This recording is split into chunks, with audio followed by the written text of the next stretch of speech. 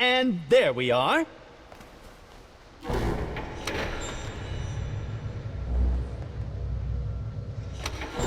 Pardon me, you two, but I fear management has given me something of a sudden summoning.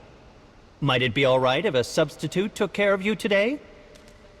Ah, speak of the dickens! Here comes the substitute now! Nice to make you acquainted. Worry not. I shall be returned before you know it. Ta!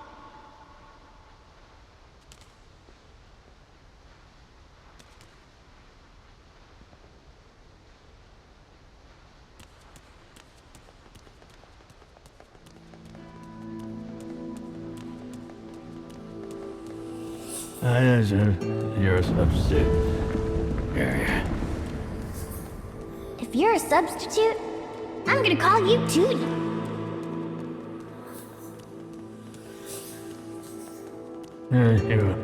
You put a lever. I need to pull the lever? Got it. Thanks, Tootie.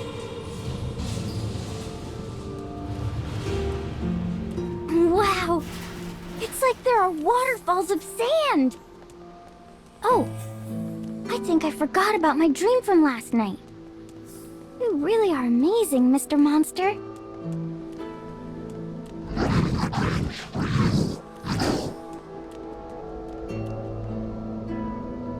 It's first crawl a day. Have fun. Bye!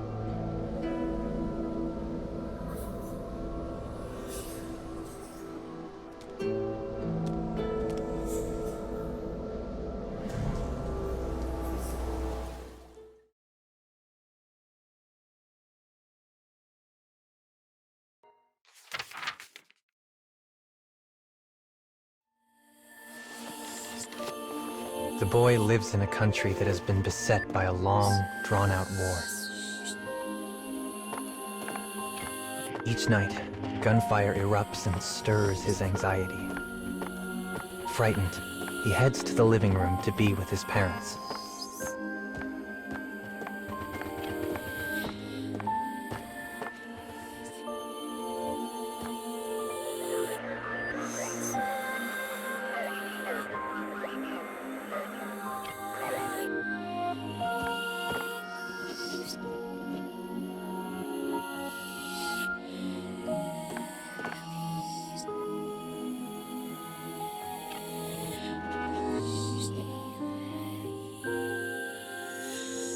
His mother's smile always manages to cheer the boy up.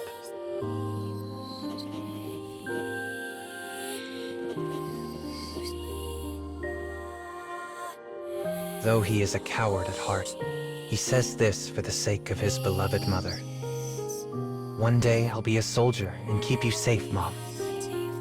His mother breaks into a wide, happy smile at his words.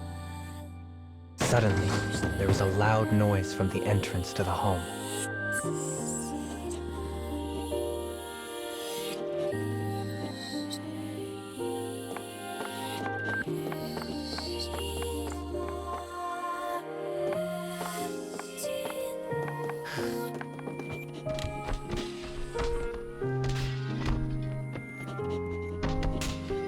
His parents scream for a long, agonizing moment.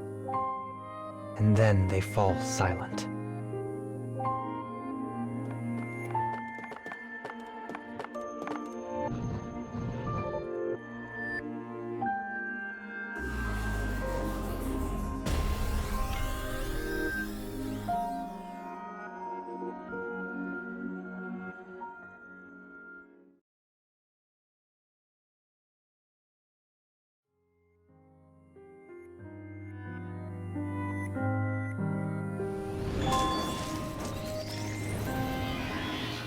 I'm not afraid.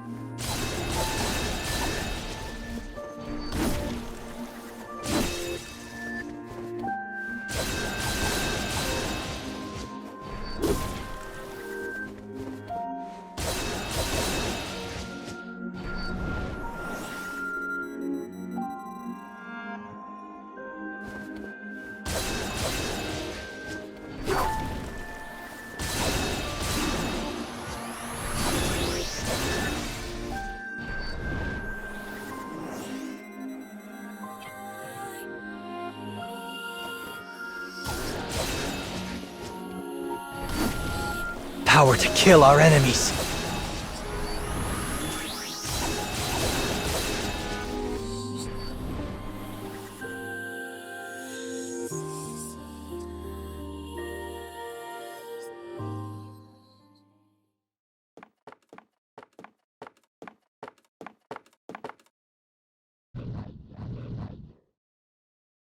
The enemy soldier overlooks the boy and leaves. He nervously makes his way to the corridor where he'd heard his parents' terrible screams.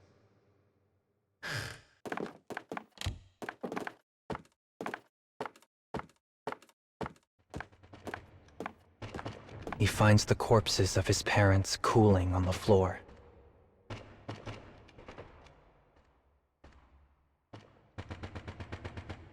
He inches closer and examines the sword that is impaled in his father's still form. It is decorated with a distinctive emblem. The boy crumples to the floor and begins to sob as shame at his weakness overwhelms him. Even now, the thought of the enemy he saw from the closet makes him go weak in the knees. He is a coward, a craven, a sniveling child who had been unable to act.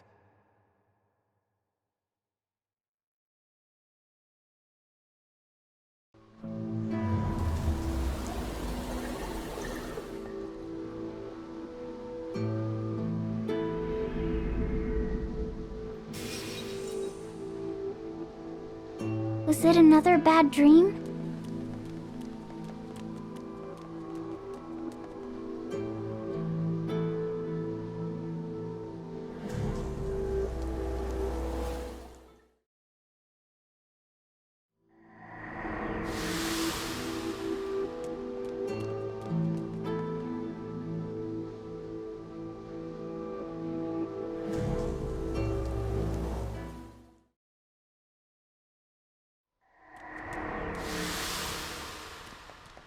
Whoa! These stairs make sounds! Isn't this fun, Mr. Monster?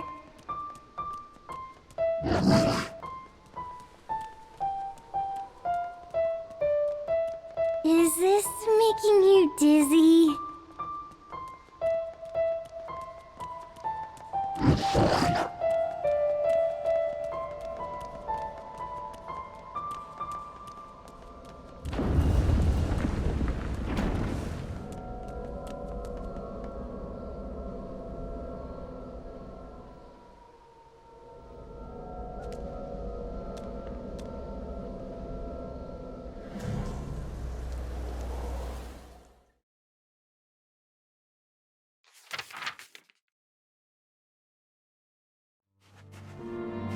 Years pass.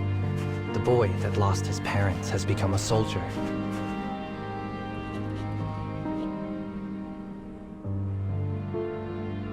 He did so for one reason: to find the man who ruined his life and kill him. Once afraid, the boy is now possessed by naught but pure, unyielding vengeance.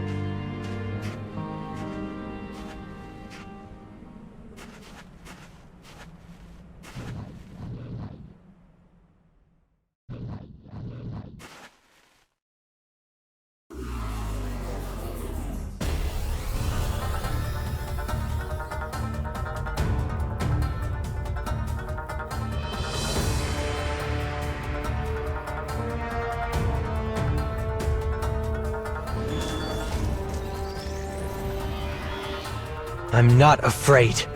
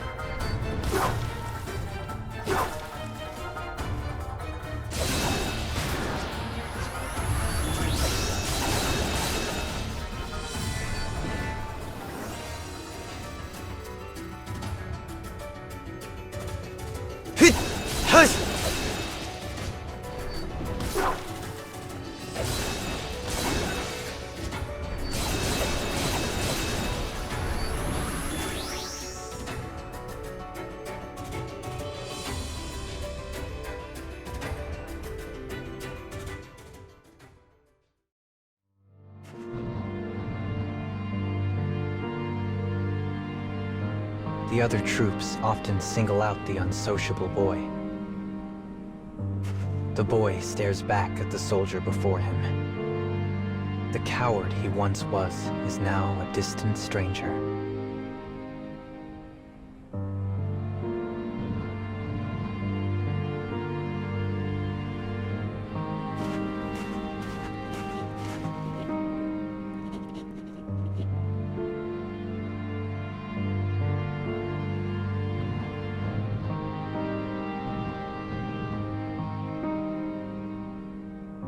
Their captain steps in to stop the quarrel.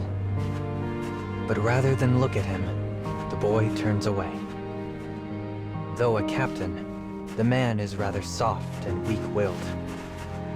When the boy looks at him, it is like looking at the coward he once was. Turning his back on his caring captain, the boy departs.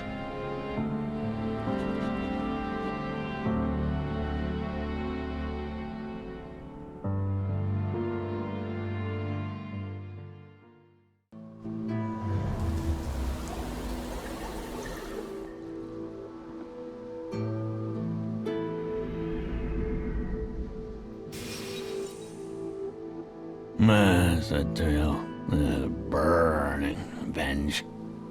What's revenge?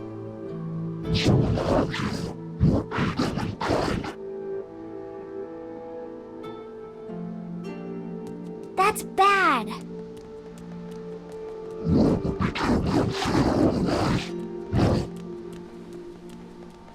My teacher said it's bad.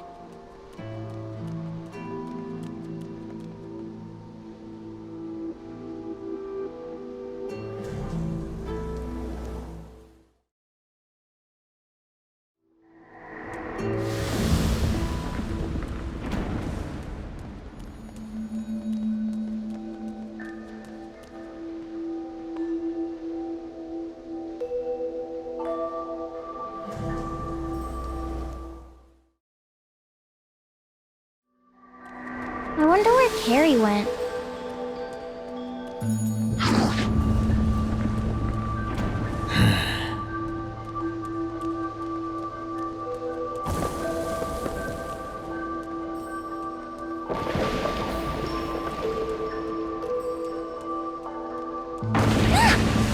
That was scary.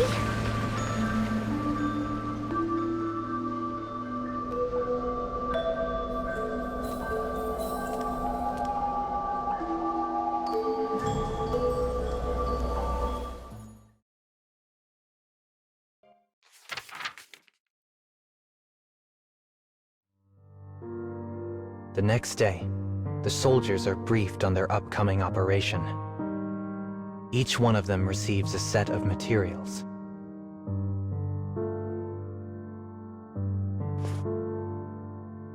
When the boy looks at the documents, a terrifying smile slowly emerges on his face. For on the first page is the same emblem that was on the sword all those years ago. His sworn enemy is close now. So very close. The boy feels his blood begin to boil as he considers this. Then he slowly makes his way to the captain.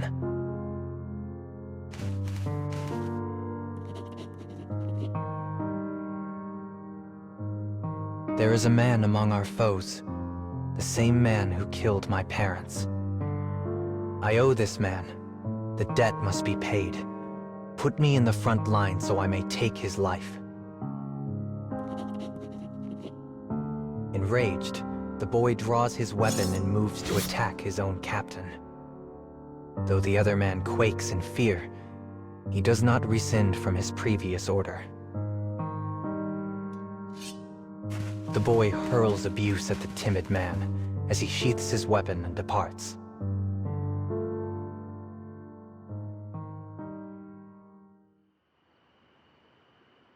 As the other soldiers sleep, the boy stirs. If he can't get permission, he will simply act alone.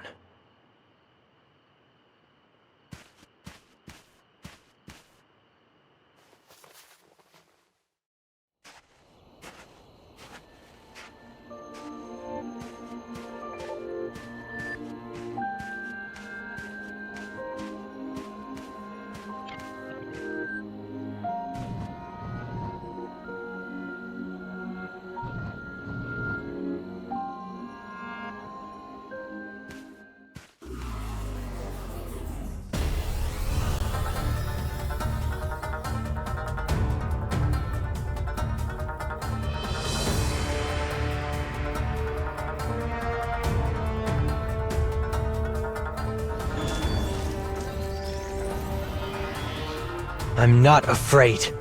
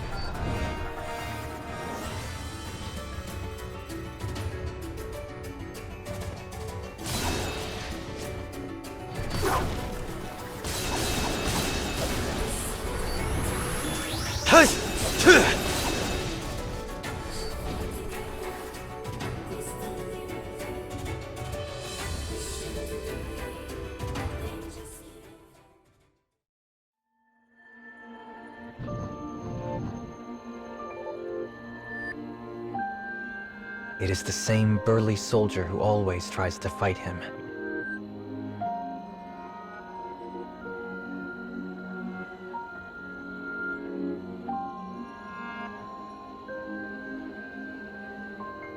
The boy lies.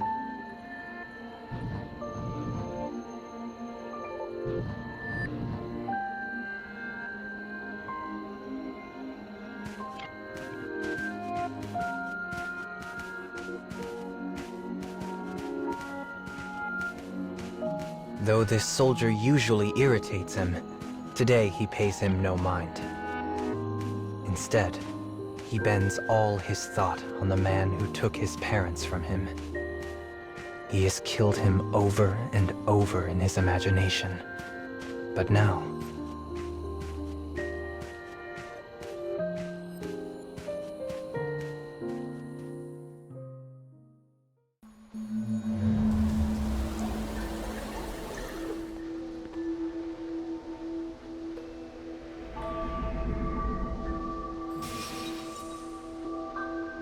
Entering the chapter, very reckless.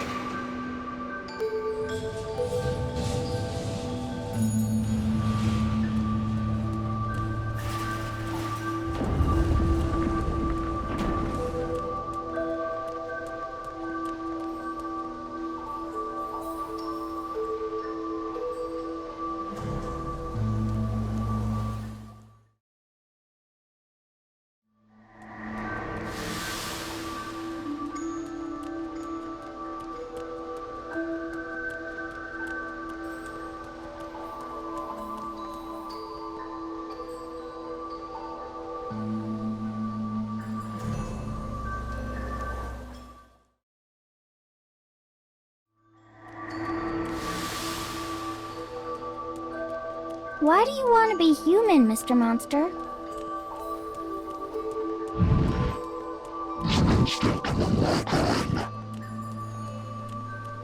Oh, instinct, huh?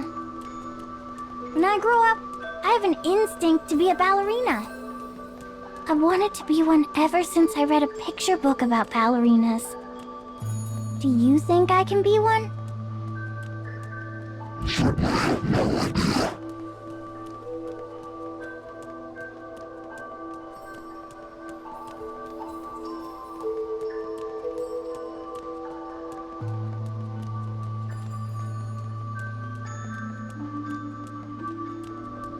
Yes, glasses, care, bro. Good luck!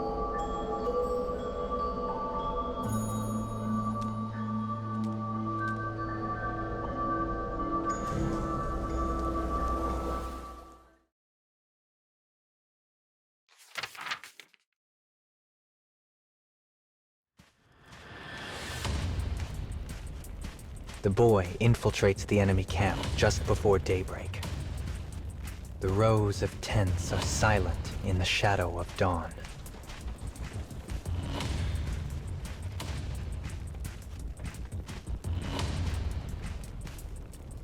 A small fire burns in a tent deep within the camp, and he senses the presence of an enemy.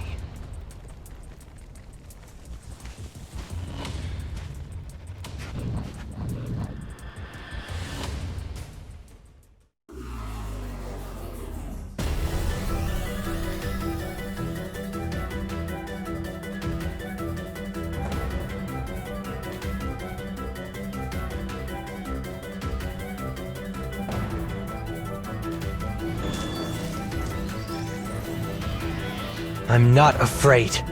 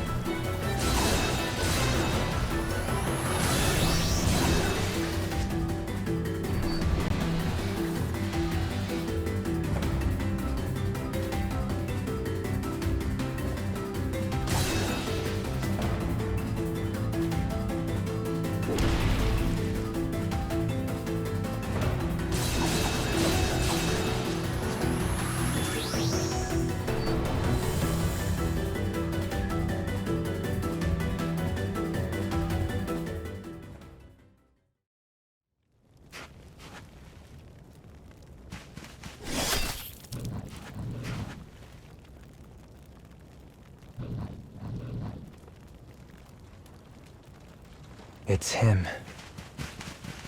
As hatred flares inside him, the boy strikes at the man with all of his might.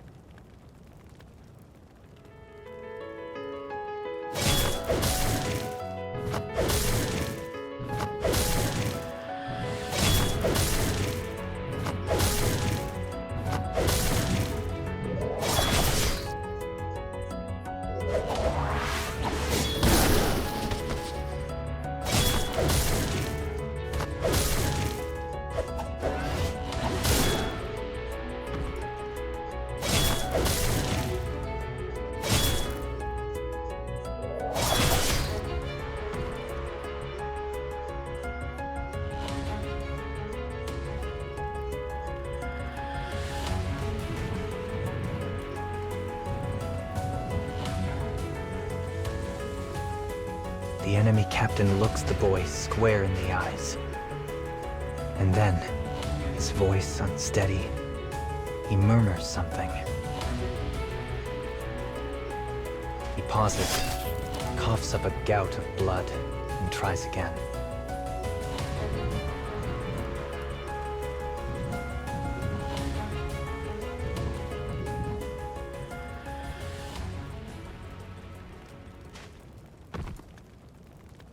Lying on death's door, the enemy soldier says his piece. He tells the boy the truth of that fateful night. He was not a random soldier, but the boy's own father. The couple were not his parents, but brigands who stole him from the cradle. With a trembling hand, the man hands the boy a small notebook before breathing his last.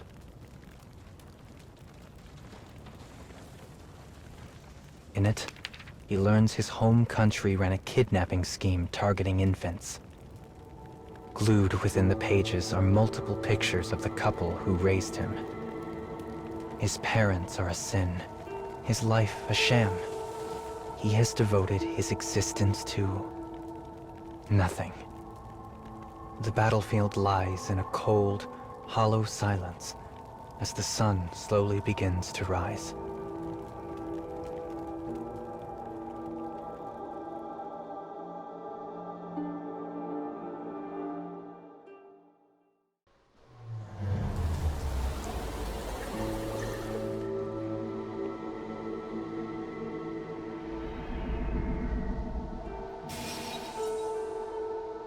It's time for tonight dreaming.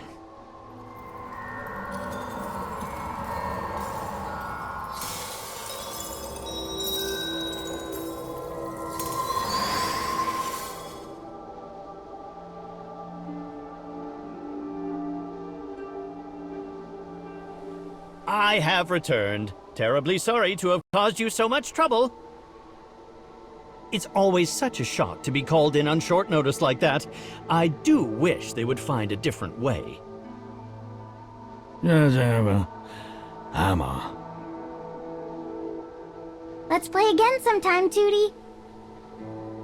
Yeah.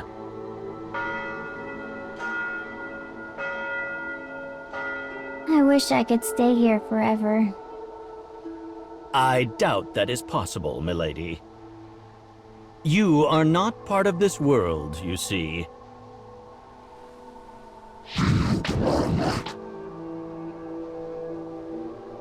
Now then, there we go.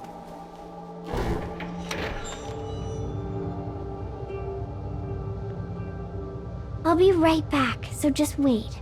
Okay, Mr. Monster? You too, Carrie.